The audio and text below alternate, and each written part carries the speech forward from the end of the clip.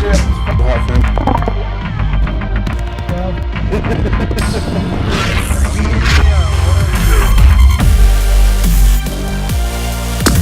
what's up, Internet? It is Thursday. It is 9/11. It's a day to remember, reflect, and look back on this day in history, 2001, I believe. I was in the 6th grade when it happened. It was a whole range of emotions. Everything was crazy that day, but I don't want to be a downer today. And there's not going to be much of a vlog right now just because it is my one-day weekend and I didn't want to do much today, so I'm going to put up the rest of that, what was that vlog,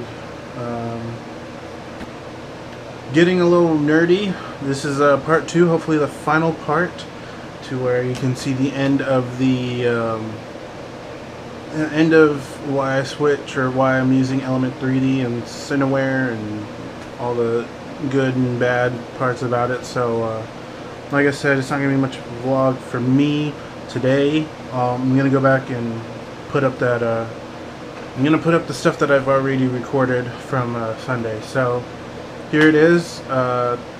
Thank you for watching and all that good stuff, and here's the screen cap of my laptop.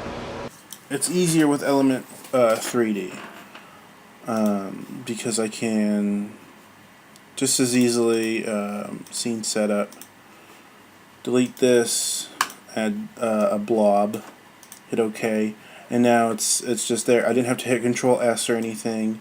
I didn't have to change much at all. I hit that. I believe it does every other one. No. Forwards? Yeah.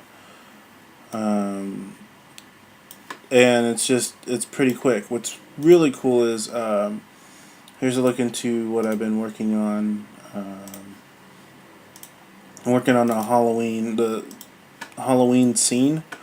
What it is spooky doubles at the bowling alley. And it's just a Halloween themed tournament, and I've been using these assets for the promo and stuff like that. Main difference is I get to work faster, and let's see. It cuts time in half. At the end of it all, it just makes work, makes going from concept to finalization just that much faster. It's almost a perfect render. The one thing that you can't see is, I'll show you right here. You see how, let's see if I can zoom in, how, just gonna change it up real quick. Reflection. How, yep. How you get this white reflection right here from the ball. You get reflections off of other objects, basically. Like a mirror effect. You get a reflection of the whole environment on this box. So what it's reflecting is this sphere, this box, and you see on the orange box you see the white, and then on the sphere, since it's reflecting too, you see the orange box and the white box, and that's one of the biggest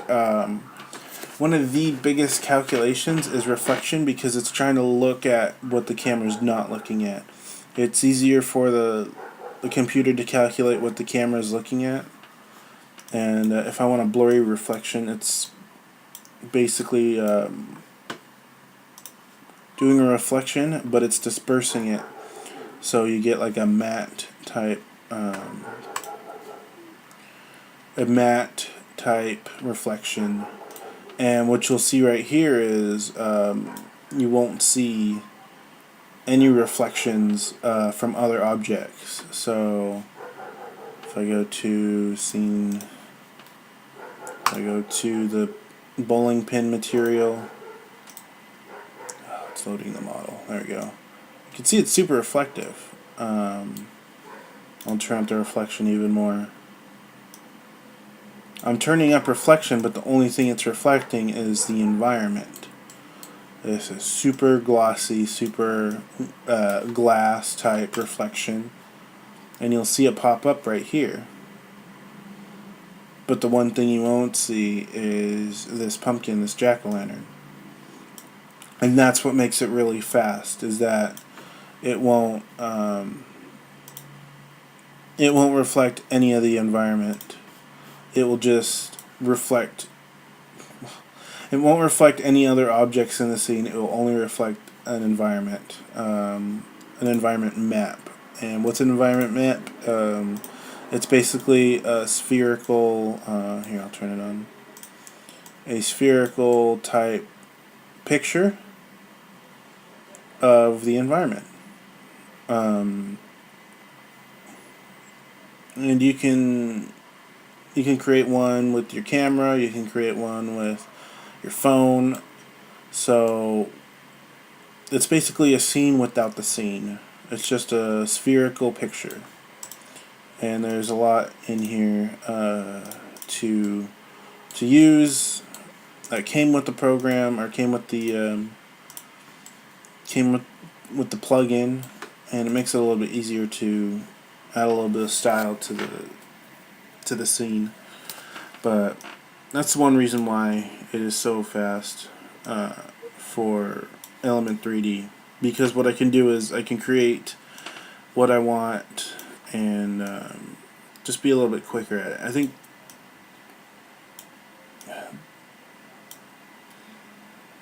let's see. Here, I'll show you. I'm not picking one or the other. I'm just using one when I need it and the other when I don't. I'm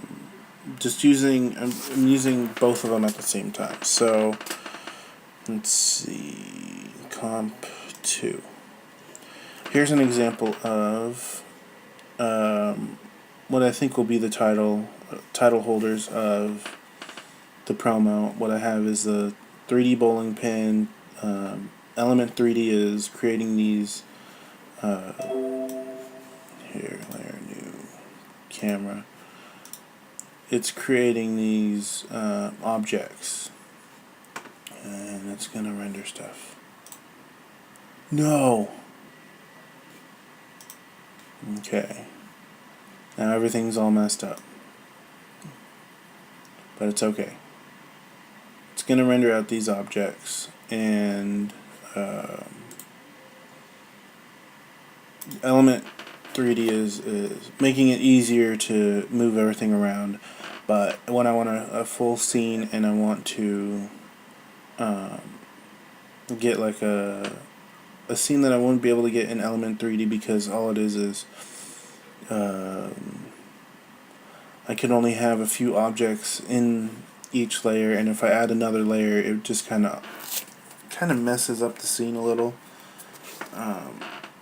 And as I showed you before, it gave me an array of boxes. It only gave me an array of skulls or candlesticks. I won't be able to just stack objects in the scene. When I want to stack objects in the scene, I will create this. This is going to be the end of the commercial.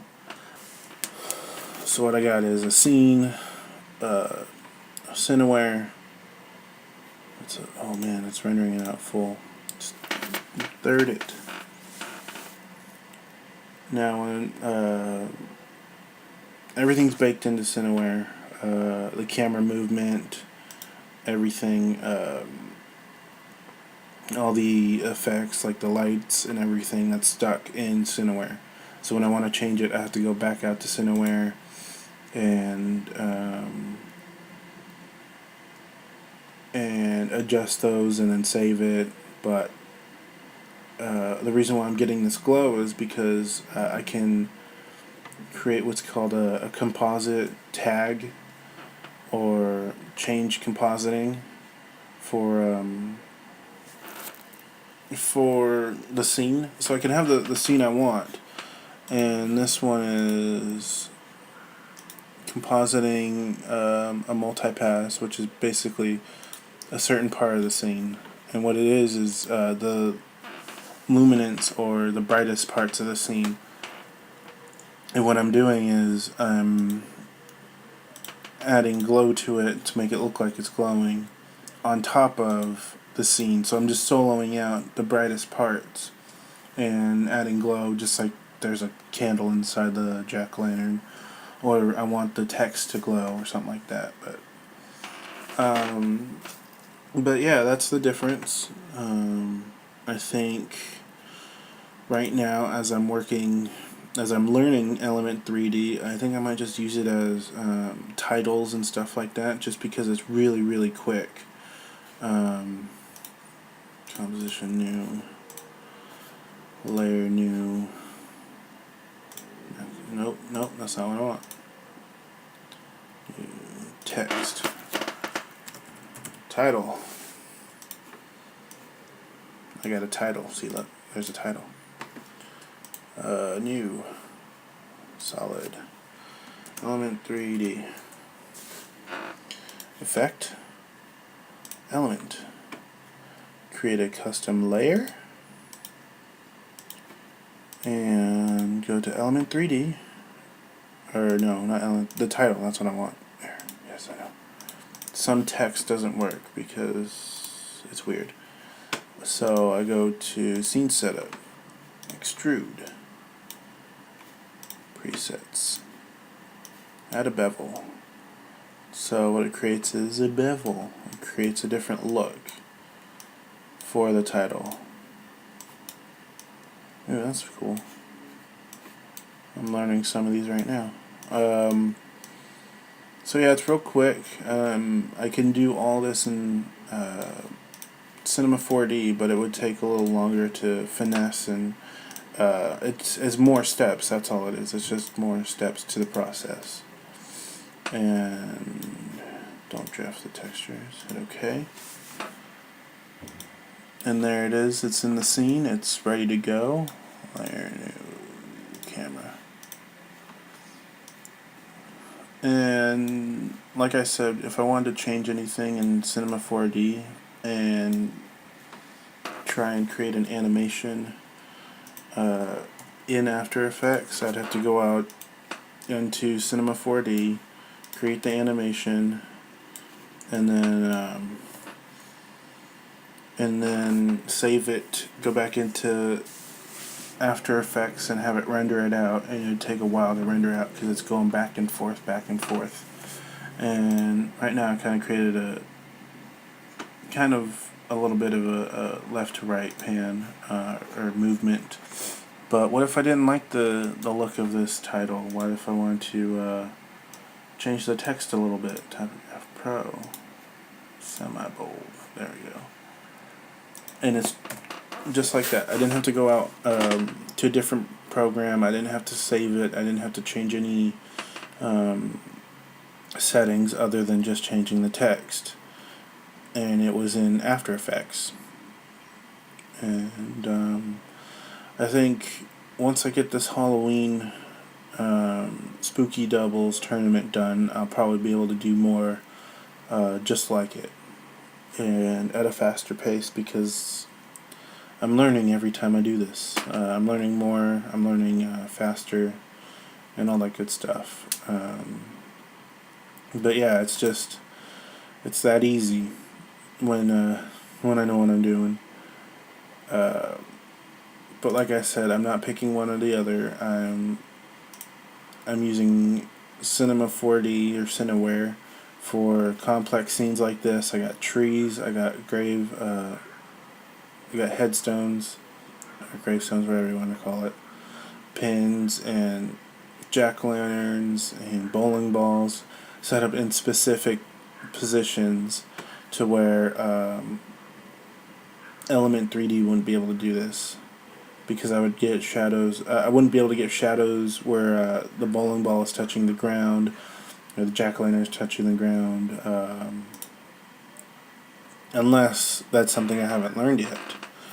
So I don't know, but right now I'm just using I'm using Element 3D as a title builder in a way, and yeah, this might be the opening plate for it. But that's gonna about do it for this lesson. Thank you for watching. I'm gonna actually cut it here on the screen.